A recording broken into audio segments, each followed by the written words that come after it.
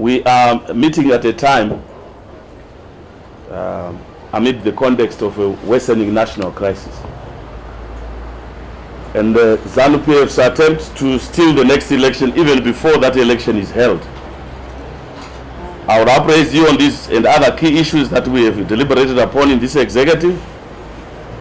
And of course, one of the key issues are the issues that emerged out of the people's views, which I collected during my 1.5 months tour.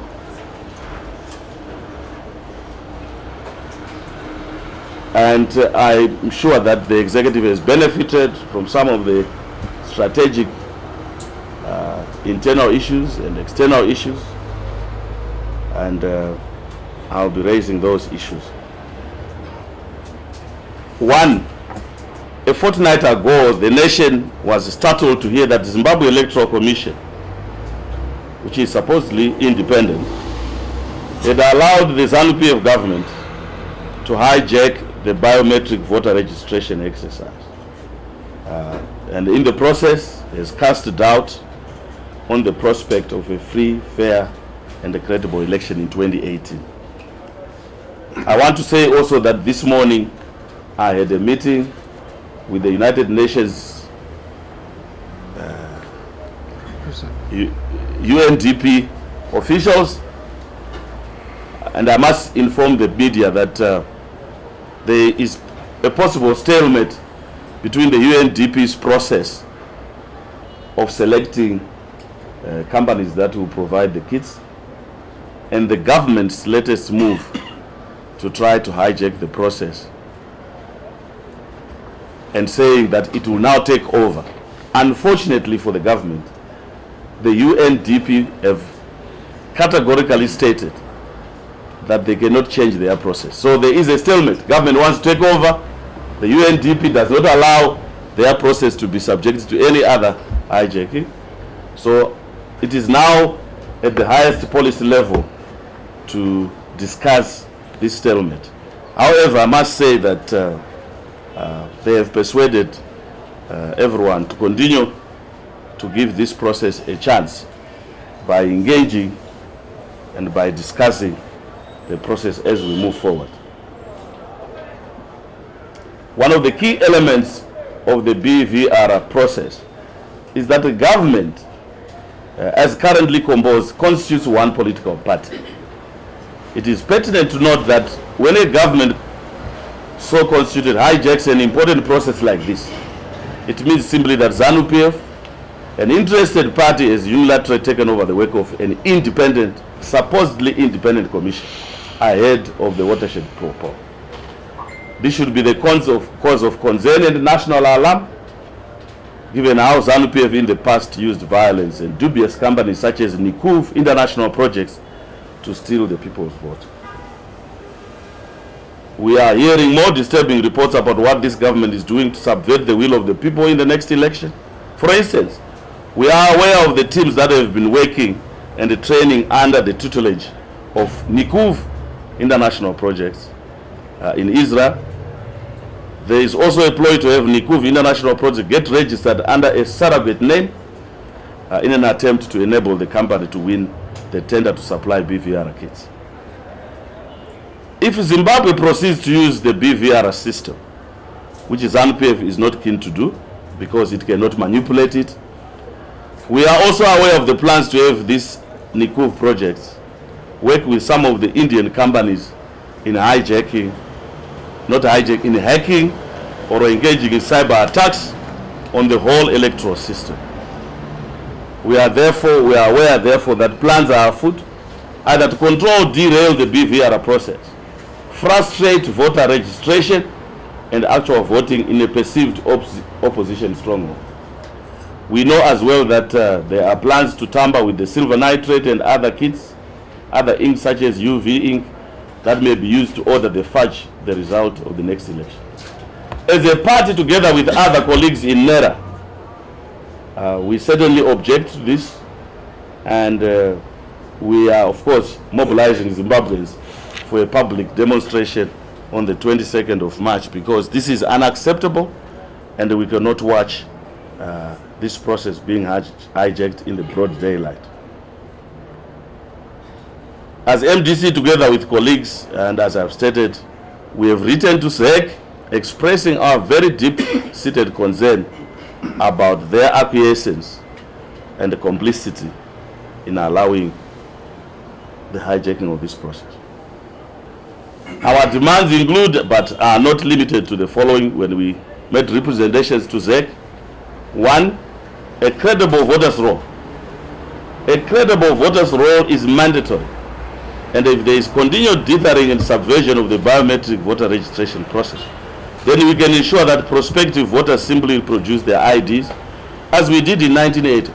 If they are not able, within the time frame left, to produce a credible BVR registration voters roll, then why not go back to 1980 when people just produced their IDs and voted? It's a credible thing, and I think it's a legitimate concern. Civil servants, traditional leaders, to stick to their constitutional roles. You are aware that the need to redefine the role of bureaucrats and other civil servants during elections in line with the dictates of the Constitution is mandatory. Those whose roles should be aligned include the police, army, intelligence service, some of whom have been staffed into the ZEC secretariat. Apart from civil servants, it is important to re-emphasize the apolitical role of chiefs and traditional leaders. And I've had the opportunity of engaging these traditional leaders in my talk, and they are really concerned about some of the ZANU-PF's actions to try to turn these traditional leaders as ZANU-PF into ZANU-PF structure. We also must emphasize that vote buying is a punishable offense. And we have seen this, people using goods that have been seized by Zimra to try to buy off constituencies. The experience and the antics in Norton, Bigita West are examples. Apart from being a punishable offense, vote buying should be a basis for disqualification, even before the election is held. Chlorinating the ZEC Secretariat. There is urgent need to chlorinate the ZEC Secretariat for it to be truly professional. ZEC Secretariat should be demilitarized, desecuritized. It is now common cause that it is heavily staffed with members of the Army, Police and CIO. This is a key issue. Even the 10 provincial officers of ZEC must be professional and must inspire confidence in the as political players in the political playing field. Then guaranteed access to public media. You are aware the state of ZBC, that in all to intents and purposes, the Constitution is very clear about the public broadcaster and its role. It cannot prevent or stop anyone from accessing the public broadcaster.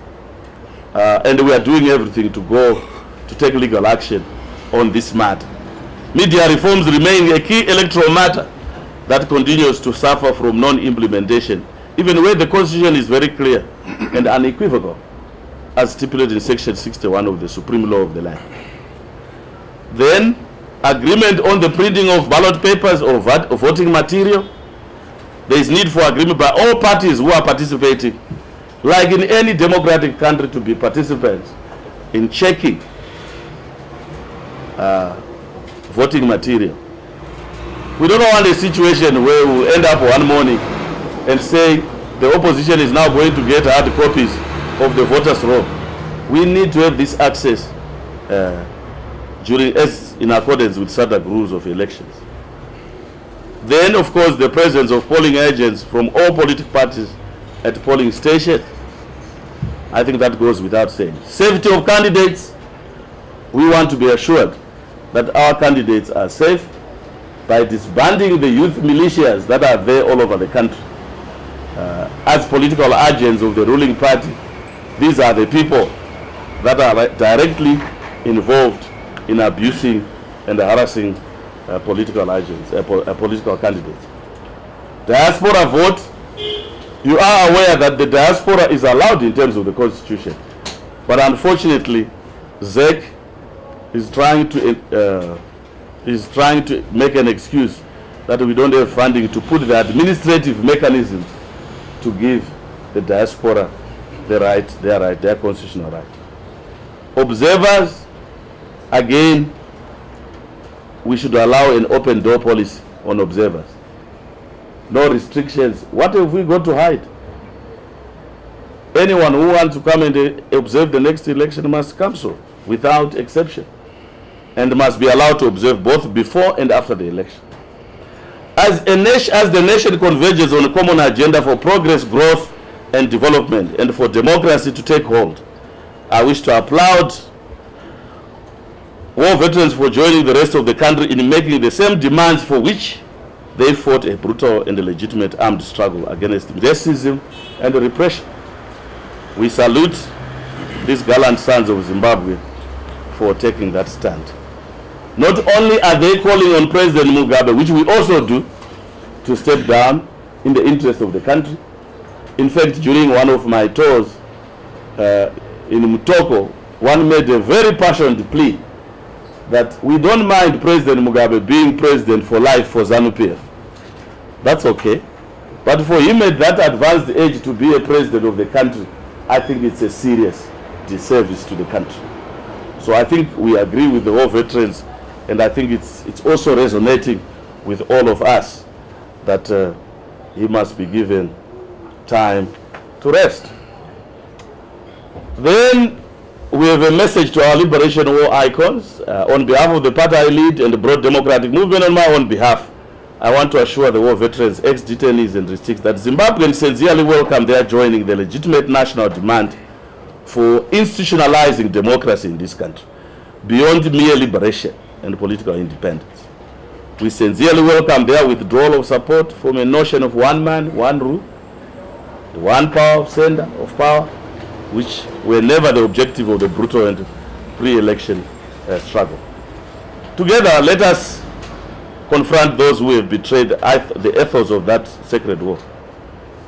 I promise the nation and our war veterans that some of us remain sticklers to the solemn commitments to collectively implement the Constitution, especially on the sanctity of our land, and that land reform program is irreversible. I want to move further and say that Zimbabweans should heed our assurance that we have no intention of stripping anyone of their land, save only to address issues of inequality in distribution and productivity on the land that genuinely belongs to us as Zimbabweans. Some of us believe in giving beneficiaries the right to land so that this land for which so many died can be both be an asset and a legacy that can be passed on to future generations.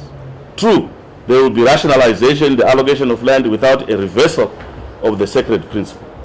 The Constitution is clear on this, and I need not to re-emphasize it. Everything that is happening in our country today, including this despicable attempt to steal the next election, is a divergence from the core values and principles of the liberation struggle. I want to assure Zimbabwe that we will do everything we can to protect their vote. Indeed, I am encouraged by the growing national convergence in this regard, as well as current efforts to rally all Zimbabweans and the political parties to forge alliances and to forge coalitions which will inspire the people and assure everyone of the new dispensation come 2018. I want also to share with you my experience during the tour of the provinces. I've been touring the country, listening to community leaders outside the party. I'm encouraged by the growing national convergence that has been demonstrated during this tour. I spend hours with students, vendors, artisanal miners, unemployed, traditional leaders, chiefs, headmen, village heads, all sorts of cross-section of our society. I listen to the wise words, fellow countrymen and countrywomen. I agree to the clarion call that we must make for our country come 2018. I am heartened by fellow citizens and the effort we are collectively investing in ensuring that the country delivers a free and fair and a credible election come 2018. I heard the cries of our chiefs, headmen and village heads who are abused by ZANU-PF, being forced to frog march people and to engage in partisan food distribution. They said all this is also being done even with the paltry allowance of $25 a month, they are not even receiving it. And I'm sure that that will go a long way to mobilize people. One other very important thing, I heard the cry of minority ethnic groups. How they do not feel to be part of this country. The Venda, the Ndebele, the Kalanga, the Ndau, the Tonga, the Shangaan, all told me sad stories of abuse that confirmed the ignominy of tyranny of the majority. There is legitimate concern about exclusion, domination by those that feel they are the majority tribes in our country. In fact, we need to de-tribalize this country if we have to build a nation called Zimbabwe, which the nationalists have failed to do. We are not a nation. I asked, in all the meetings I asked, if Zimbabwe was attacked by Mozambique and Zambia tomorrow, how many of you would be prepared to defend and to go up and take arms to defend the country? None. And I asked in return, why are you not being patriotic? And the answer was very simple. Those who have privatized this country are the owners of the country, not us. A very serious indictment of what I consider to be a patriotic duty of every Zimbabwean to defend the country. Now, during the tour, I also had an opportunity of listening to one of the serious concerns that the MDC won the 2008 election. But there was no transfer of power. What are you going to do to ensure that not only are we going to vote, but that if you win, there will be transfer of power? And I have a message that I have communicated on 3 issues that may be of very serious concern and consideration.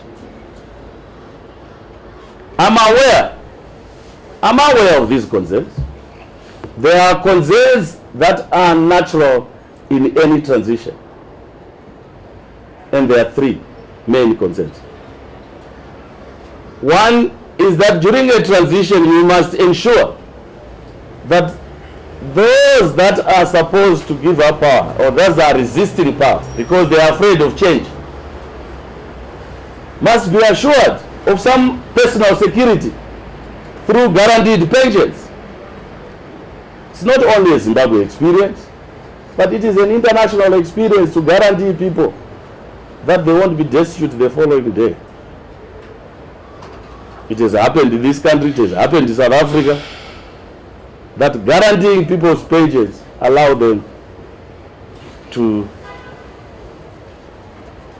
feel that they are safe. The second one is personal security.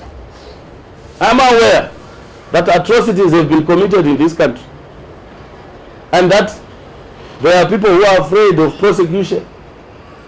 And I've said to people throughout the country, there is no need to be afraid of change because you are afraid of persecution. The MDC is not interested in pursuing people through vengeance or retribution. The MDC's policy is that we are more concerned about peace, we are more concerned about progress, and dealing with the collapsed national economy that has affected all of us. So there is no need for anyone to go around being afraid because I committed these crimes, therefore the MDC will come and pursue me in that sort of thing.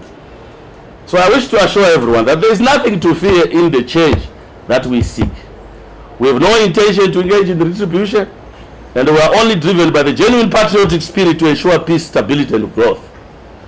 Change will be good for everyone, and change will allow everyone of us to pursue and live their dreams under the protection of the state. That is what our vision is. That is what we hope this country to obtain. Then the third area of concern that I have met, been raised by people, war veterans in particular, what's going to happen to the land? And I have said, look, as far as I'm concerned, the Constitution is there to protect that the country should not reverse the land reform program. So why are you afraid? This is what we have been told. I said it's propaganda because the MDC wants to see the maximum, first of all, land rights to those people, and secondly, land rights are bestowed by title deeds, but also secondly, to increase the productivity. It is a shame that people who have been given land are also being given food aid when they are supposed to be producing for the country. So we believe that there is a lot that we can do to increase productivity. And for me, because of the rains that have happened, I have seen a wonderful season in which people have produced adequate food for the country for the first time.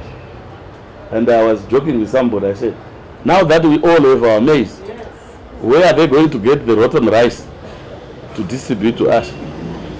So I think those three issues are very important to articulate, because I think they are making people anxious. I don't know why the anxiety is all about.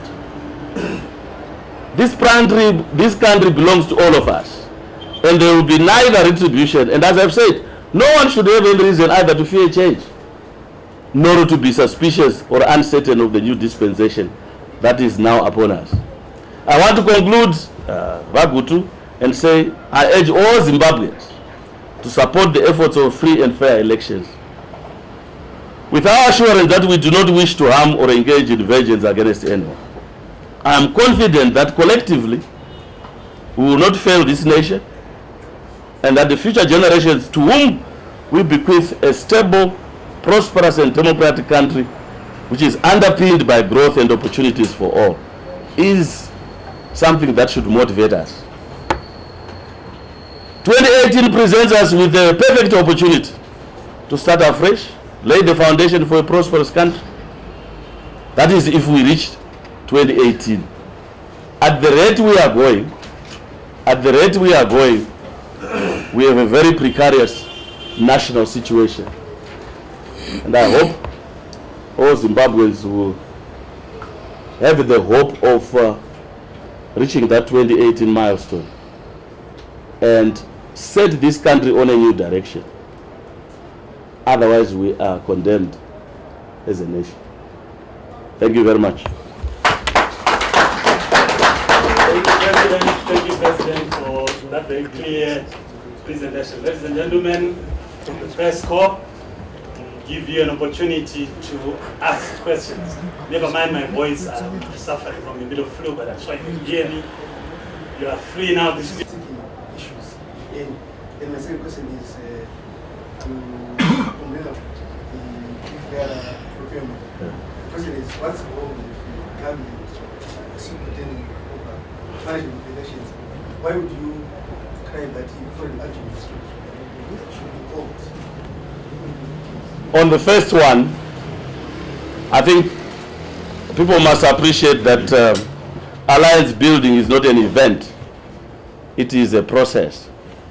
It is a process of confidence building, trust, and ensuring that whatever comes out of that alliance is something that Zimbabweans will applaud. I told you that during my tour, questions were being raised. About the partners, being raised about our history, being raised about a new philosophy of coalitions, so all sorts of things. And the reason why I had gone out to talk to people is to seek their understanding, the objective, why it may be necessary to build alliances with others. So I cannot give you any further detail other than to say it's a process which we are pursuing. When it is finalized, we shall be duly informed. And it is unfortunate that the media would like us to negotiate through the media. We don't do that. I think we should allow parties to find their way, to find their theme, so that they have more confidence amongst themselves. The second part, it's out of historical experience.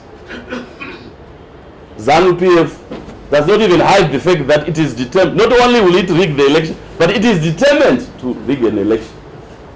How a party would boast about that exactly creates conditions why we are suspicious about the intervention of government at this stage. I told you, maybe you were not come, you're not here. I told you at a meeting with the UNDP, and they have specifically said there's no way you can change the rules of procurement that had been set by UNDP. Now government wants to change the rules, and they've been told no. If you want to start your own process of procurement, then go ahead and start. But what does it mean in terms of the time frame? It means that as more time is being lost, and the government wants to institute its own tender procedure to acquire those kits, it means that there is going to be a serious delay. And once there is a serious delay, what is the alternative? The reason why ZANU-PF is anxious about BVR, especially with the fact it's a new system, is because they cannot manipulate the system. And as long as they cannot find opportunity for manipulation, they will try to find means to try to subvert and hijack it. If the government is making a contribution as per the agreement with the UNDP, that's fine. Make a contribution as you have agreed with UNDP, but not to hijack the process which already had created sufficient confidence amongst the players. The fact that the UN is involved had given sufficient confidence. Even when UN involved, then we are at least relieved. Which means that there is a certain doubt that has been created about the way ZANU-PF manipulates the election. And they don't want that to happen. That is the reason why we are not concerned about government participation. Government should make its contribution in terms of the agreement with the UNDP, but it has no role to interfere with the Zimbabwe Electoral Commission as an independent commission. Thank you very much, President. There was a hand. Yes, Mandana. My question is to do with the reaction within other members of the people first specific. Amid the accusation that others are ZANU-PF agents, would this not compromise NERA as an organization? Then we also not compromise coalition talks. First, the NERA platform, I cannot speak on the NERA platform. I'm not the spokesman for the NERA platform. You better go and ask Mr. Mbira. He's the convener of the NERA platform.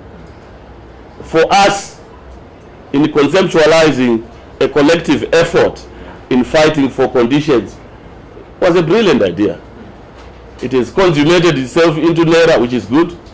And NERA must be a platform where everyone should be mobilized around conditions for elections. Will it compromise NERA, or will it compromise coalition or alliance discussions? Not in any way, because the MDC will define who we would like to cooperate with. And we will define it under the basis that it's a genuine engagement. On the ingredients, we are looking at that alliance. And those ingredients will include some of them. And I don't think to a greater extent it will affect the discussions that are taking place. Obviously, people are anxious. When will it happen? When will it, as my past reporter has said, when will it happen? You wait. Just be patient a bit. Fine. My question is in relation to what has been said about transitional justice. You spoke about law of agents and distribution. Yes? Is it an allusion to, are you alluding to the fact that your government in the position that if you win the elections, the 2000 disturbances, 2005, 2008, and we've all seen what happened, and we know some people were there in the public domain, in the national sentiment. But my thrust has been that first of all we need a closure to the cycle of violence that seems to occupy this nation. We need a closure to that. We need to build a new nation which is inclusive and which is able to be happy with itself, at ease with itself. So, I'm also aware in my response to various communities I'm aware of 3 very critical atrocities that have been committed. The Bukura is one of them. The Muramba is one of them. The post-2008 runoff election was very serious. And these are atrocities that we all know. Now, your question is, will you be able to ignore that? We can't ignore that. But we have to put mechanisms that do not in themselves constitute vengeance or retribution. But there are, in other countries, experiences of Truth and Reconciliation Commission. Because at the end of the day, we can't rewrite history. It's our past. And it's our past which we have to recognize so that we don't repeat it in the future. And that we need to stop this so that the future does not provide opportunities for those kind of atrocities. So, to us, we are very clear. We are moving forward, and the past we recognize that they were victims, that they were also perpetrators. And that how do you reconcile between the extremes, the suffering of the victims, and the extremes of the perpetrators? How do you balance that if we want to build the nation? Remember, this nation is a serious crisis. And instead of focusing in the past, focus in rebuilding the country so that the country can move forward. Rather than to continue looking at it. You don't want to be like a driver who drives with his eyes on a rear view mirror. We don't want that. Thank you very much, President. Any other question? Let's call for your patience once again and have a prayer. Okay.